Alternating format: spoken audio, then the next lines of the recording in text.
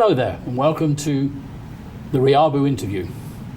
I'm delighted to welcome Harish Methil, who is the Managing Director of AMPUP Advisory, and Harish is going to talk to us a little bit about the importance of getting paid on time and about what he's learnt in his much storied career across multiple industries. Before we get into that, just a couple of things. What's going on in the world at the moment? What's going on in the world at the moment is we've come out of a massive pandemic. Lots of companies are short of cash, and in many parts of the world, government support is going to be withdrawn. In fact, it already has in some places. This is going to put further pressure on cash flow for many companies. So we would argue, and one of the reasons we wrote our book, Let the Cash Flow, is that this is a good time to look at the things that will enable you to ensure that you're paid on time. We think there are 8 main things, and we've asked a number of senior guests to come in and talk about a selection of those things and advise us how we can make these things work. So Harish, a very warm welcome to you. Thank you, Simon, for having me here. You and I met a couple of times. We belong to a business group where we get to discuss all kinds of thorny topics. So this is actually the first time we will have had a detailed discussion about accounts receivable. That is true, Simon, and I'm very happy to share my learnings on this topic. Well, I know you've been in quite a lot of industries, including a lot of time in the food industry. One of the things that you said before we started the formal interview was that you knew quite a lot of successful, fast-growing companies that had run out of money because of accounts receivable. I was very intrigued by that. Can you say more? Yeah, so listen, the companies that I've come across, very few, I can't name them obviously for obvious reasons, right? But I have come across very profitable businesses who couldn't actually finance the growth because they borrowed to their maximum capacity and the business was growing on the other side. So typically I found some of them falling into the economic debt trap and borrowing to serve the debt sort of stuff, and then eventually they would fall off. That's not a sustainable strategy, is it? It is definitely not a sustainable strategy. Yeah, I mean, it's not a sustainable strategy, right? I mean, unless you bring up your efficiency up to the level where you can collect your money on time, or your receivables, or the day sales outstandings, which is actually going to help you sort of finance your growth. I mean, you're not talking about taking money out, you're talking about financing the growth of your own business. Or paying salaries, maybe. I mean, that's the most critical part, right? Yeah. I mean, if you look at any business, the first thing they want to keep the money aside for is paying salaries for their employees. I think in the pecking order, that comes number 1 to me. Okay, and big businesses, I mean, you've hit on something very important that we talk about very early in the book, which is because you're a fast-growing business, doesn't mean you don't have to pay attention to working capital. In fact, the very opposite is true, right? Absolutely right. I mean, the fast-growing businesses are at much higher risk of getting cash strapped, right? I mean, I think what I see is that if you're not able to really catch up with your financial requirements to fuel the growth of the business, you're in trouble. Yeah.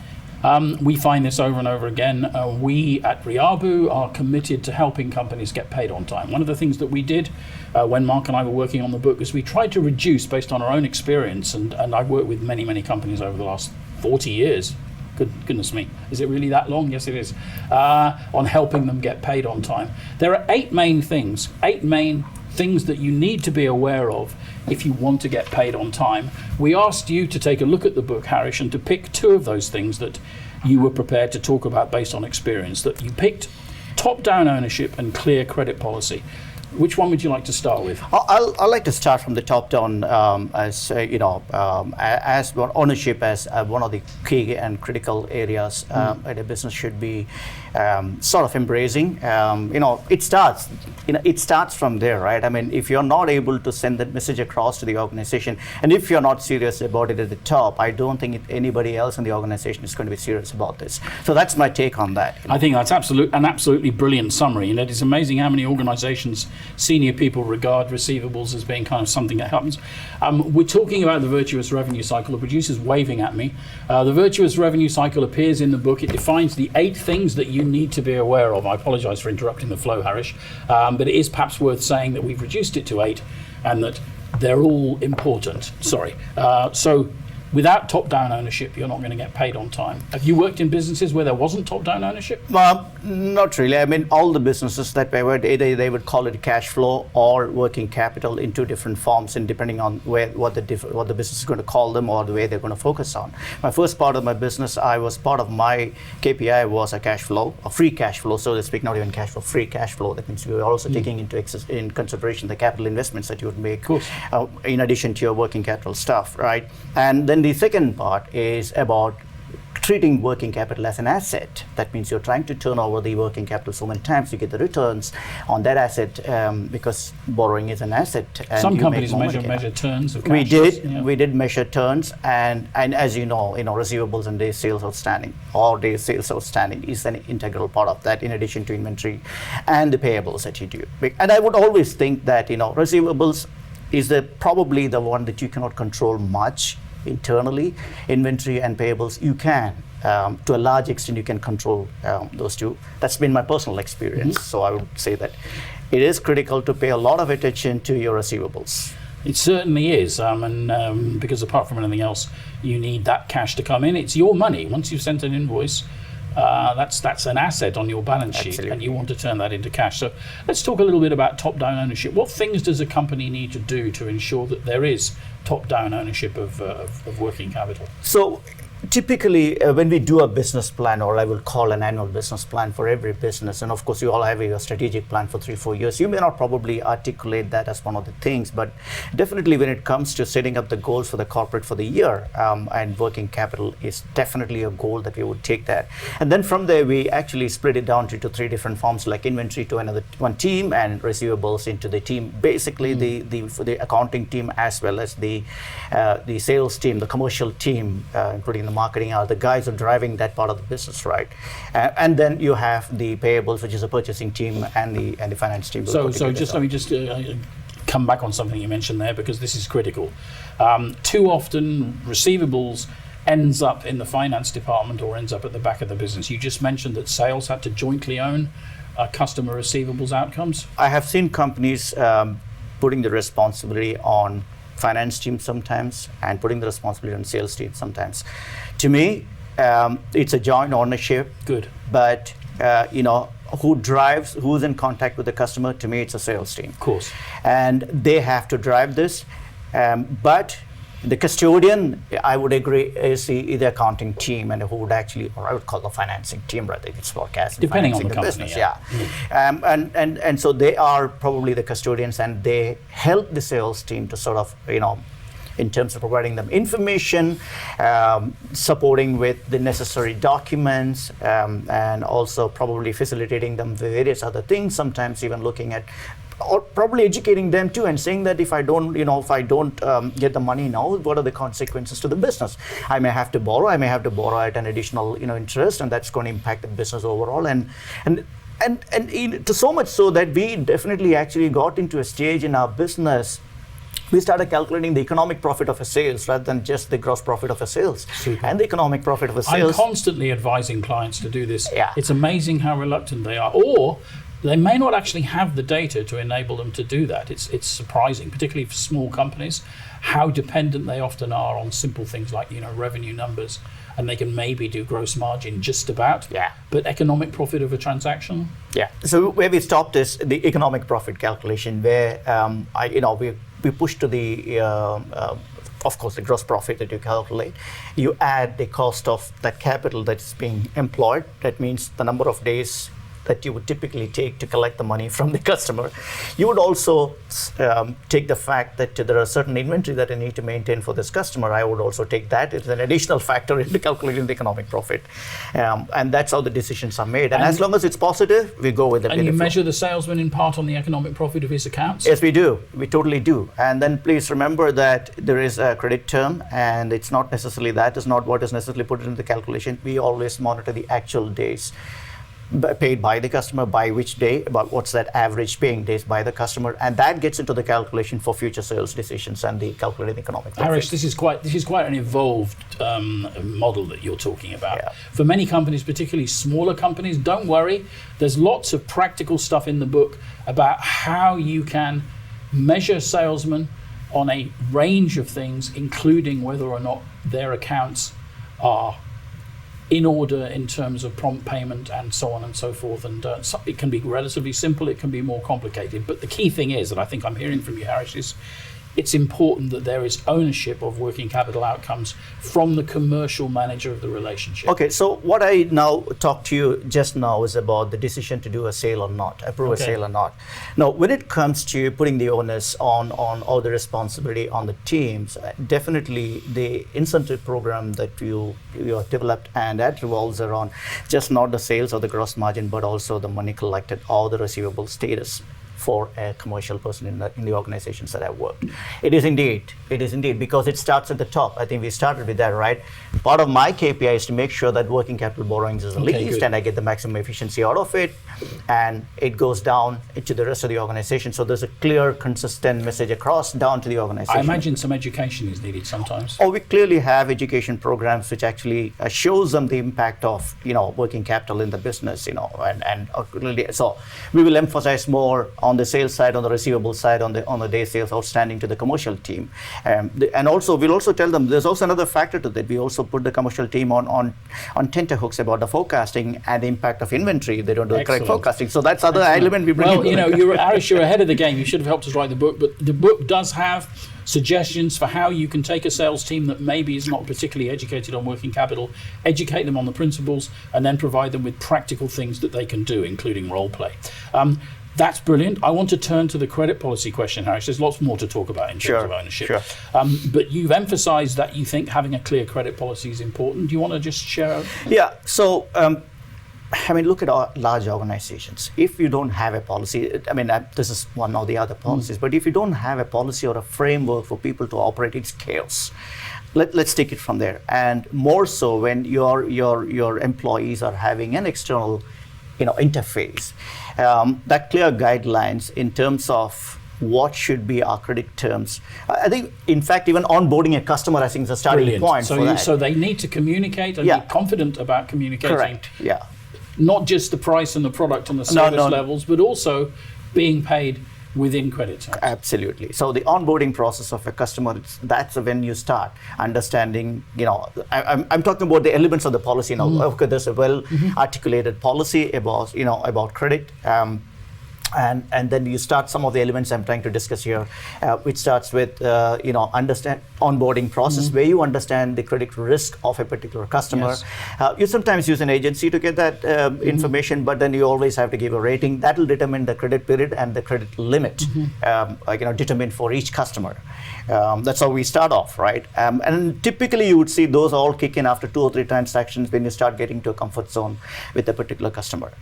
So that's how when we start the credit impulses. But having that first conversation about what the expectations are and setting the expectations at the beginning of the relationship is very important. It is extremely important. And they should be captured in a document, which is sometimes called a get paid on time document, but mostly people call it a credit policy. And that sets out the parameters on which you do business. Absolutely. How you take orders, what the payment expectations are. Correct. We would suggest at RIABU, and we have some templates for credit policies in here, including a very simple one-page template if you're an SME. We had a guest on earlier who said that many of the companies he sold to didn't even have a credit policy. So they're not even talking about terms, right? Yeah. So make sure you know what your terms are and put them in a simple document and get your customer to sign it is the bottom line. And equip your salespeople to go in and have a conversation with that new customer about why it matters. Yeah, it does. So much so even the follow-up procedure is mentioned in the policy. And brilliant. And if I'm allowed to, you must have read the book, Harish. No, it's pretty much. Yeah, I'm almost certain. I quite agree. The follow-up procedure should be in there. Yeah. How you deal with discrepancies and all of these kinds of things. And I know that's probably not something, but the thing that I really want to bring here to something that I really and very fascinating stuff is that the ERP solutions actually, or the enterprise solutions that we have, do have the features for follow-up. I don't know whether you've heard about something called a dunning process.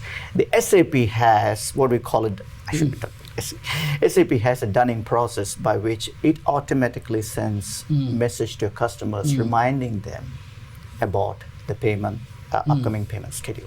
Okay, good. Well, I have views on automated collections, and in the book, one of the things that we emphasize is on personal contact, particularly with major customers. I know of digital companies now that are introducing very aggressive dunning solutions where they pride themselves on the multiplicity of advice that you can send to customers. The problem is I don't know. I don't know how effective that is when you're getting a lot of, I'll tell you the trick in that. I mean, this is what my learning is, right? Typically, the salesperson is in touch with the purchasing person in the organization. Yeah. These reminders go to the payables division within the company, right? Those who are actually dealing with the money in the bank account. So there's a little bit of that softening effect. So you need to know who does what. Exactly. When you set the account up, in addition to your credit policy, you've got to know who does what. You've got part to of know. the policy, SAP has to have that. Who's the guy who's responsible for paying? Who's the person responsible for paying you the money on time, right? So you actually put in the actual email address of that person along with his designation and name, so that this automated process happens. I'm not saying this is the only thing, no, but there is a regular follow-up and checked by the commercial person. He knows his incentive is based on collected money. It's just not about sales and not.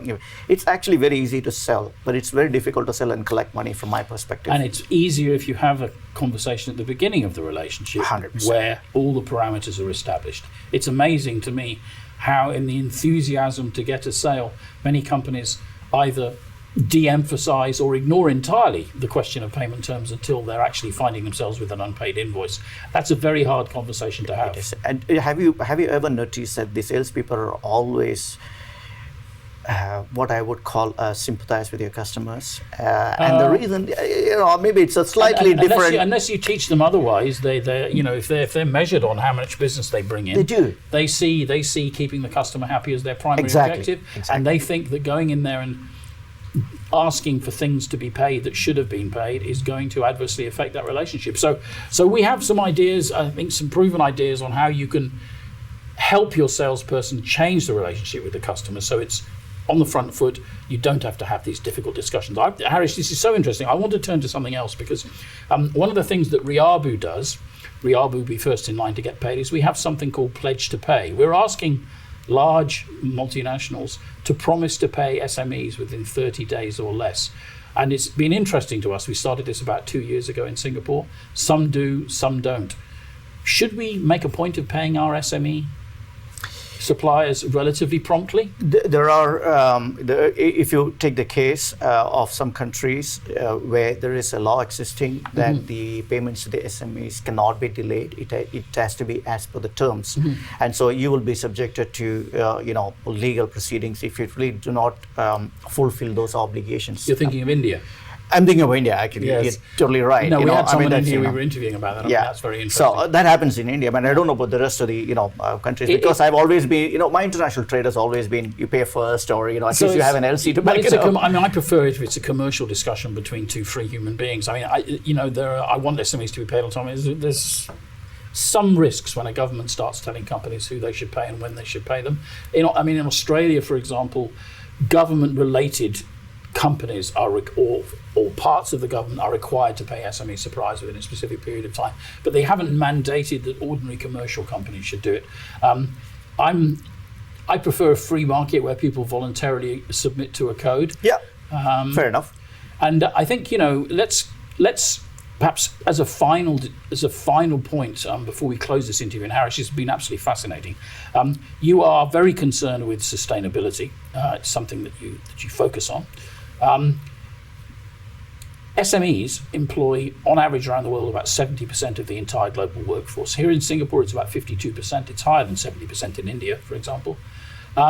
If you deprive SMEs of much needed cash, you are putting at risk the jobs of a great many people. So we think learning how to get paid on time, and we think responsible behavior by large multinationals are really important going forward into 2022. Absolutely, it's always been, it'll be more so, because if you really look at the elements of sustainability, E, S, and G, when you talk about S and governance, and the society as well as the governance, and both have an elements of human life there, right? And also the when you look at the governance in an organization, you are required to comply with the laws first. You are required to do what you say, because you're saying that I pay my customers on time. You have to pay your customers on time, and you're also responsible responsible for entire stakeholders, and your suppliers are a part of your stakeholder program, and their lives dependent on those stakeholders as well. So you actually become very responsible morally as well as legally, in order to probably make sure that you are a sustainable business, or you can say that you're doing business in a sustainable manner. Yes, I agree with you. Harish, Totally. I think that's a totally fascinating topic, and we should get you back to talk about that a little bit more.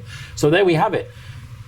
Responsibly paying your suppliers on time is part of sustainability, because the majority of companies in the world are small companies, and they provide employment for more than 70% of the world's workers. So do consider buying Let the Cash Flow, which is a guide to ensuring that you're first in line to get paid. Whether you're a large company or you're an SME, you'll find practical tips on how you can change the nature of the getting paid on time relationship from an adversarial, uncomfortable relationship to your customer with a warm, intimate relationship where you understand your customer better, where your sales team happy, and the money comes in on time.